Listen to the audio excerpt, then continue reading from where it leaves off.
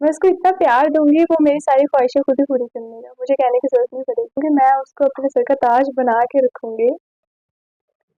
क्योंकि अब देखें आप, मैं 18 की हूँ, मुझ में कोई कमी भी नहीं है, गुड लुकिंग हूँ, सब कुछ है, फिट है, परफेक्ट हूँ, तो उसको और क्या चाहिए इसके अलावा? मेरी यही डिमांड है कि अगर मुझे कुछ चाहिए तो वो पूरी कर सके। लाइक ये ना वाला सीन ना हो ना कि चलो अगली दफ़ा ठीक है ले लेंगे, अगली दफ़ा ले लेंगे, इस तरह तो से आप डिमांड बड़ी कर दो, मुझे हेलीकॉप्टर चाहिए, मुझे गाड़ियां चाहिए, नहीं। लैंड क्रूजर चाहिए, 35 मतलब आपकी एज से डबल वाला होना चाहिए।